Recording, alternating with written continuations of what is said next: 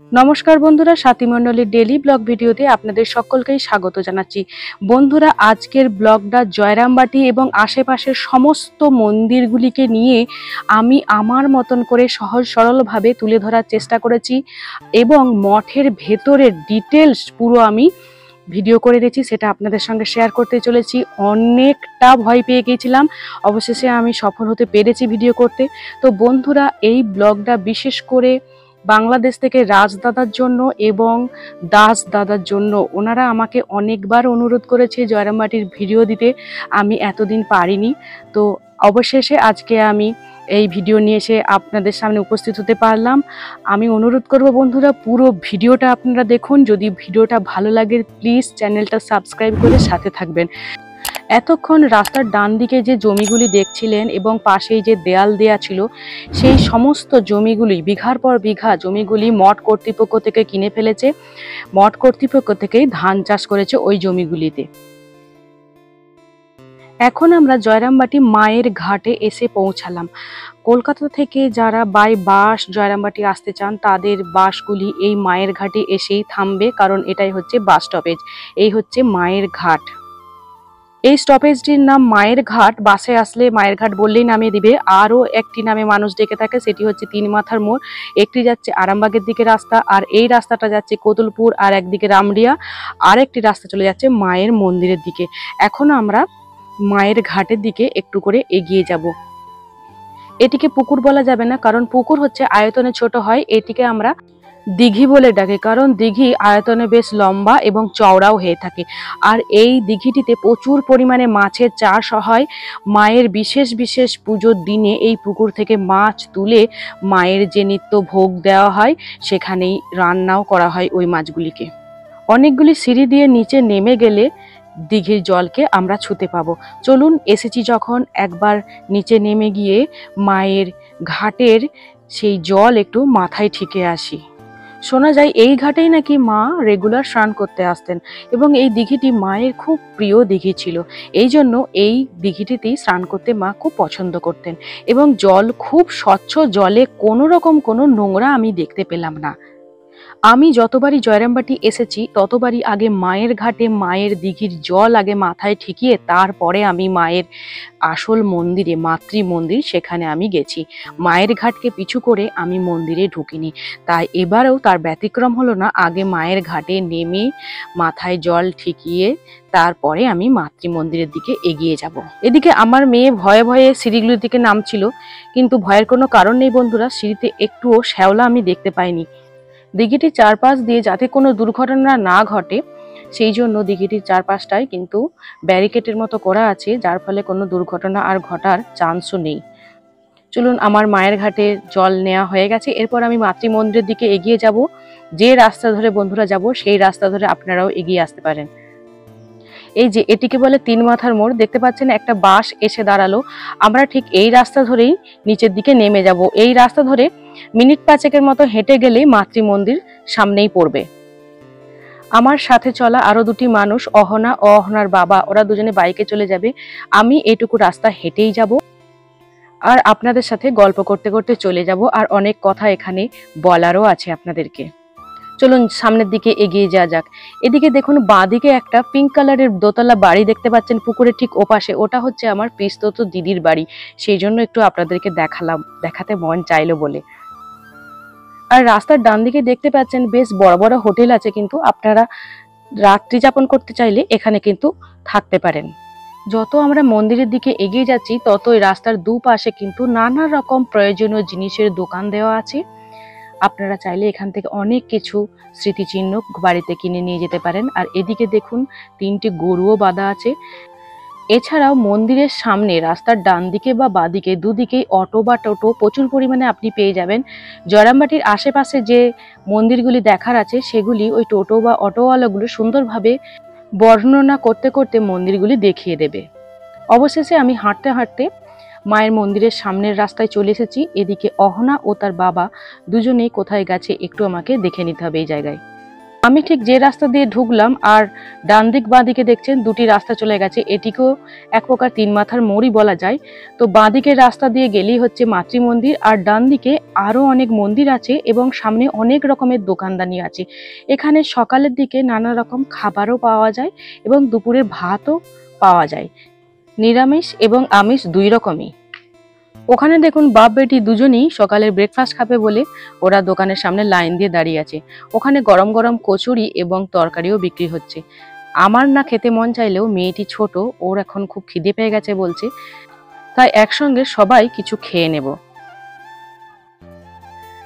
কচুরিগুলি খুব গরম থাকায় অহনা ছিঁড়তে পারছে না, ওকে একটু আমি সাহায্য করে দিলাম। 4 পিস করে কচুরি আর ছোলার ডাল পার প্লেট নিল 20 টাকা করে। এখন অপেক্ষা করছি আমারটা কখন আসবে। আজকে রোদের জোরটাও কিন্তু খুবই বেশি দিয়েছে, গতকাল কিন্তু মেঘলা মেঘলা ওয়েদার ছিল। চলুন আমার খাবার চলে এসেছে, আমিও একটু খেয়ে নিই, তারপরেই আমরা মেন মন্দিরের দিকে চলে যাব।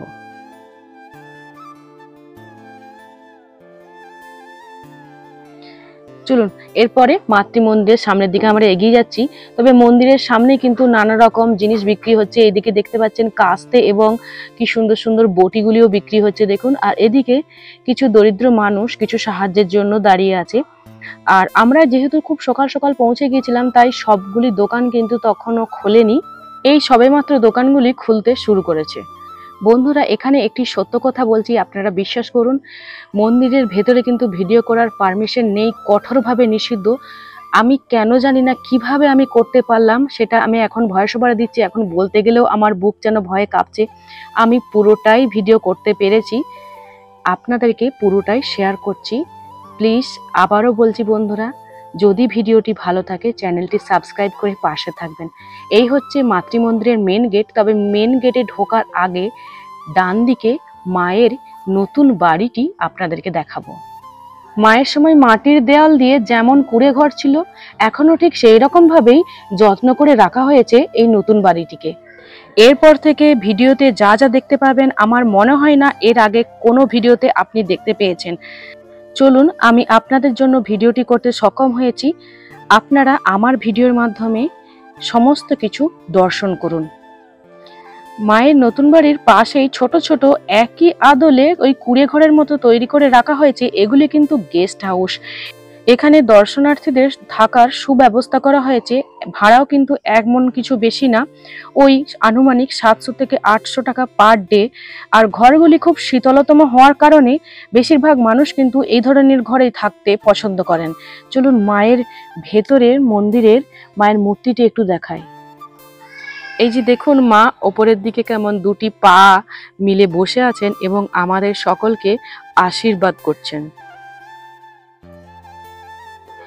এখানে কিছু কথাও লেখা আছে যেগুলি আমি পড়েছি, কিন্তু অতগুলি কথা যদি আমি এখানে বলি অনেকটা সময় চলে যাবে, ততটা সময় আমার হাতে নেই।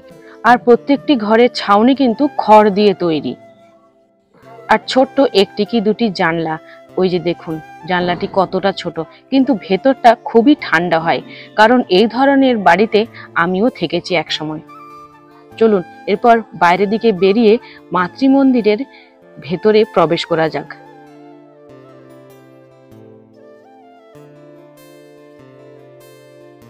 এদিক দিয়েই মায়ের মন্দিরে যাওয়ার এন্ট্রি, এটাই হচ্ছে মেন গেট।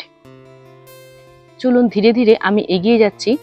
আমাকে কিন্তু এখানেই ক্যামেরা থামিয়ে দিয়েছিল, আমি বললাম রিকোয়েস্ট করে যে আমি আর 1 মিনিটের মতো নেব, আমি বন্ধ করে দেব। কিন্তু অসম্ভব রকমের বুকে ভয় নিয়ে এবং অতি সতর্কতার সহিত আমি কিছু ভিডিও করে ফেলেছি। কোনো রকম কোনো সমস্যার সম্মুখীন আমাকে হতে হয়নি। এই জায়গায় জুতো খুলে পুরো মন্দিরটি দর্শন করতে হয়, জুতো পরে যাওয়ার অ্যালাউ করে না। আর পাশেই পানীয় জলেরও সুব্যবস্থা করা আছে। এই যে সিকিউরিটি দাদাকে দেখতে পাচ্ছেন, উনি কিন্তু আমার ক্যামেরা এখান থেকেই স্টপ করে দিয়েছিলেন। এখান থেকে দেখুন মন্দিরটা ঠিক কিরকম। এই নিন মাকে দর্শন করুন। এটি কিন্তু খুবই গোপনে তোলা ভিডিও, এর থেকে বেশি জুম করে ভিডিওটা নেওয়া সম্ভব হয়নি, তাই এভাবেই আপনারা মাকে দর্শন করুন। এই হচ্ছে মায়ের মেন মূর্তি। চলুন ধীরে ধীরে মন্দিরের চারিপাশ আপনাদেরকে পুরোটাই দেখাবো। এর পাশে মায়ের আর একভাবে দাঁড়িয়ে থাকার ছবি আপনারা দেখতে পাবেন। মা হচ্ছেন 17 মা, অ17 মা। এর পাশেই আছে প্রসাদ খাওয়ার লাইন। এই লাইনটা নাকি নতুন করেছে। আগে কিন্তু আমি যখন এসেছিলাম এই প্রাইভেট লাইন কিন্তু ছিল না। এই লাইনটা লেখা আছে প্রাইভেট লাইন, এখন হয়তো নতুন নিয়ম হয়েছে। মন্দিরের ভেতরের দিকটা সুন্দরভাবে সাজানো আছে নানা রকম ফুলের গাছ এবং ফলের গাছ দিয়ে। আর এখন সামনে যে গাড়িগুলি দেখতে পাচ্ছেন, 2 হুইলার 4 হুইলার, এগুলি কিন্তু মহারাজরা ব্যবহার করে থাকেন। বাঁদিকে লেখা আছে প্রসাদের লাইন। চলুন এই রাস্তা ধরে আমি আস্তে আস্তে এগিয়ে যাই। এখন যে ফাঁকা জায়গাটি আপনারা দেখলেন, ওই জায়গাটায় কিন্তু বিশেষ বিশেষ দিনে প্যান্ডেল করে মায়ের প্রসাদ খাওয়ানো হয়। চলুন ধীরে ধীরে সামনে এগিয়ে যাওয়া যাক। বাঁদিকেই আছে গোশালা, আর ডান দিকে আছে বিভিন্ন রকমের গেস্ট হাউস। এখানে বিদেশ থেকে আসলে তাদের আলাদা করে থাকার ব্যবস্থা আছে এবং আমরা যারা দেশীয় তাদেরও আলাদা করে থাকার ব্যবস্থা আছে। সব রকমের সুবিধা এই মঠ কর্তৃপক্ষ থেকে দেয়া হয়। এখান থেকে আমি বাঁদিকের রাস্তা ধরে এগিয়ে যাব।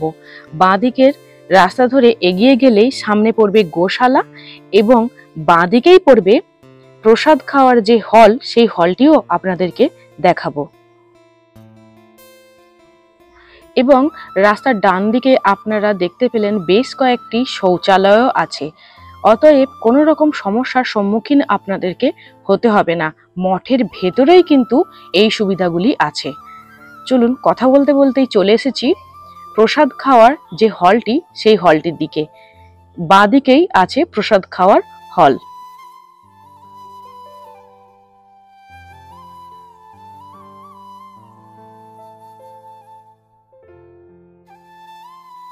জয়রামবাটির মায়ের মন্দিরে প্রসাদ খেতে গেলে সকাল 11টা থেকে 11:30টার মধ্যে আপনাকে কুপনটি কেটে নিতে হবে।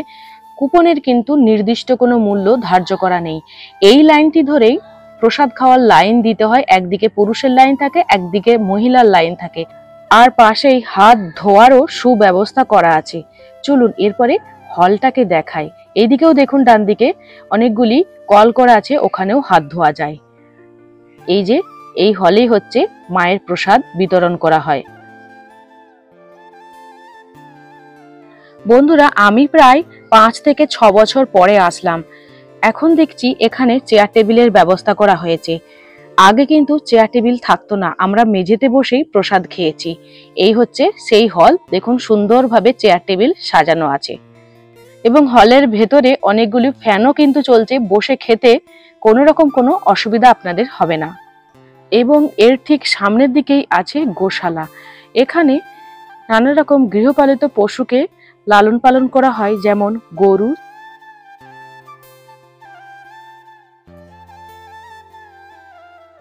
দাঁড়ান, এখান থেকে অস্পষ্ট দেখা যাচ্ছে, স্পষ্ট দেখা যাচ্ছে না। ডান দিক দিয়ে ঘুরেই একটু ভালো করে আপনাদের দেখানোর চেষ্টা করি। এই যে দেখুন সামনের দিক দিয়ে একবারে গোমাতার কাছে এসে আমি হাজির হলাম। এই দেখুন প্রত্যেকটি গোমাতা যেন আমার দিকে তাকিয়ে আছে। ভেতরে দেখুন কতকগুলি এবার ছোট ছোট বাছুরও হয়েছে। কি সুন্দরভাবে রোদ পোহাচ্ছে দেখুন। ওরা মনে করছে ওদের জন্য হয়তো আমি খাবার নিয়ে এসেছি, তাই ওরা আমার দিকে এগিয়ে এসেছে। কিন্তু না, তার তো কোনো উপায় নেই। চলুন এরপরে বাঁদিকে দেখা যাক একটা বিশাল বড় প্যান্ডেল হচ্ছে। কিসের জন্য এগিয়ে যে ওই দাদাটাকে একটু জিজ্ঞাসা করি। ওনাদেরকে জিজ্ঞাসা করাতেই উনি বললেন এখানে দুর্গাপুজোর সময় প্রচুর দর্শনার্থীর ভিড় হয় বলে ভেতরে প্রসাদ খাওয়ার জন্য যথেষ্ট জায়গা হয় না, সেই জন্য এই বাইরে বিশালাকার প্যান্ডেলটি তৈরি করা হচ্ছে। প্যান্ডেলের চারিপাশটাই পুরো সবুজ ধান খেতে ভরা। দেখতে কত সুন্দর লাগছে বলুন তো। এটি হচ্ছে মায়ের মেন মন্দিরের সামনের পুণ্যি পুকুর। আমার মেয়ে পুকুরটায় নেমে আবার কিছু খোঁজার চেষ্টা করছে। এই পুকুরের জলটি খুব স্বচ্ছ, কোনো রকম কোনো নোংরা দেখতে পাওয়া যাচ্ছে না। এরপরে আমি চলে এসেছি মায়ের আদি বাড়িগুলির দিকে। এই বাড়িগুলি ঠিক আগের কুঁড়ে ঘরের মতনই রূপ রেখেছে। এই জায়গাতেই 1853 সালে 22শে ডিসেম্বর মায়ের জন্ম হয়েছিল। জন্মের পর থেকেই বিয়ের আগে পর্যন্ত মা এখানেই দিনগুলো কাটিয়েছিল। এই মায়ের আদি বাড়ির পাশে একটি সুন্দর বাগানও আছে এবং কত সুন্দর ফুলও ফুটে আছে দেখুন গাছগুলিতে। পরবর্তী গন্তব্যস্থল সিংহবাহিনী মন্দির। এখন আমরা সরু রাস্তা ধরে এগিয়ে চলেছি সিংহবাহিনী মায়ের মন্দিরের দিকে। এই সিংহবাহিনী মায়ের মন্দিরের মাটির মাহাত্ম্য আমরা কম বেশি সবাই জানি। কথিত আছে মায়ের একবার কঠিন ব্যাধি হয়েছিল এবং কিছুতেই সারছিল না। তখন মাকে স্বপ্নাদেশ দিয়েছিল মায়ের মা শ্যামাসুন্দরী দেবী এবং এই সিংহবাহিনী মা। বলেছিল সিংহবাহিনী মায়ের মাটি লাগালেই মা সেরে যাবে এবং তাই হয়েছিল। তাই সারদা মা তার ভাইজিকে সিংহবাহিনী মায়ের মাটির ওষুধ তৈরি করতে বলেছিল এবং মা সারদা সকল গ্রামবাসীদের এই ওষুধ দিয়েই সেবা করতেন।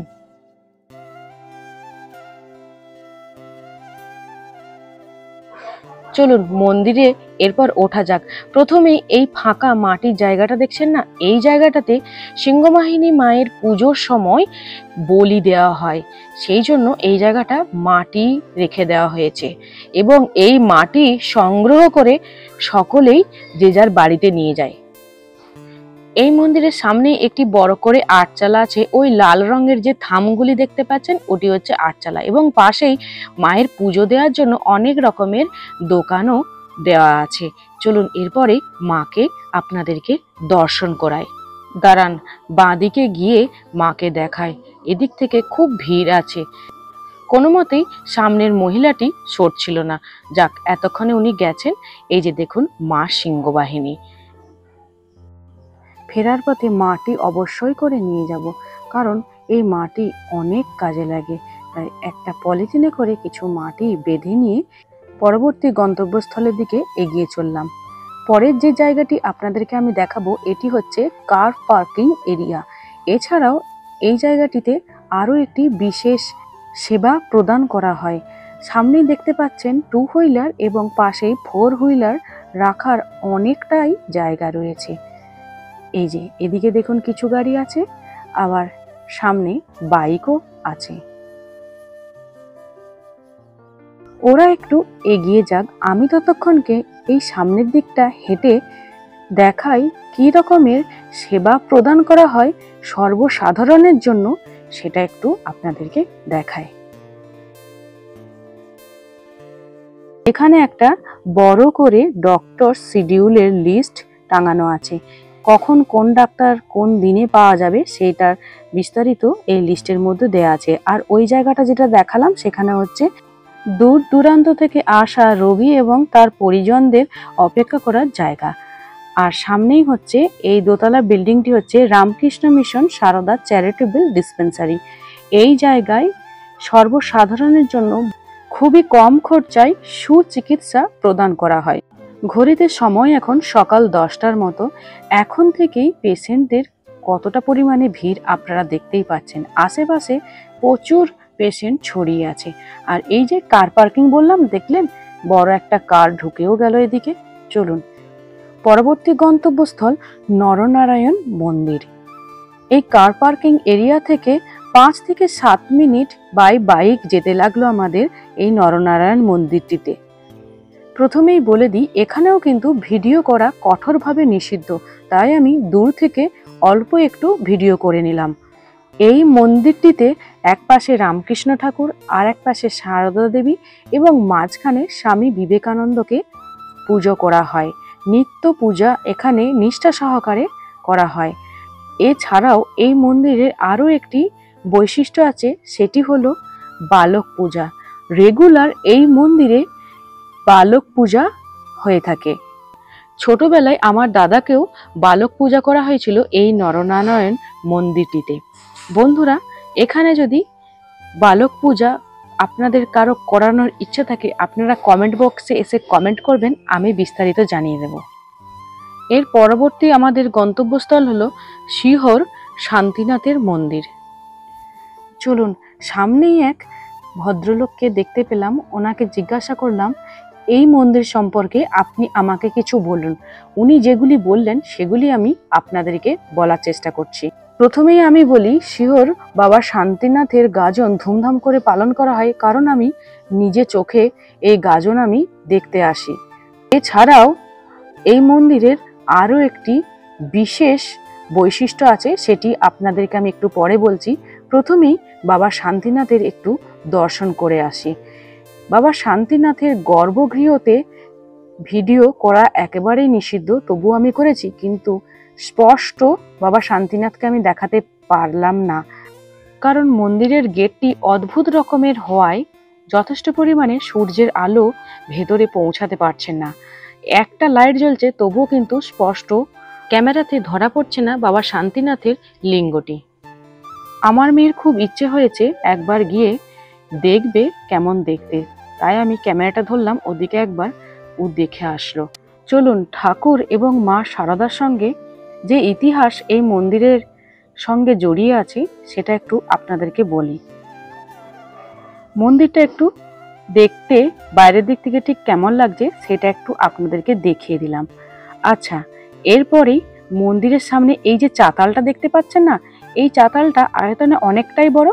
অর্ধেকটার মতো জায়গায় মা দুর্গার প্যান্ডেল করা হয়েছে এবং অর্ধেকটা খালি আছে। কথিত আছে ঠাকুর রামকৃষ্ণ এবং মা সারদা দেবী মাঝে মধ্যেই এই মন্দিরের পূজা দর্শন করতে আসতেন, এবং এই মন্দিরের চাতালে ঠাকুর রামকৃষ্ণ এবং মা সারদা দেবী একে অপরকে বিবাহের সুইচ্ছা প্রকাশ করেছিলেন।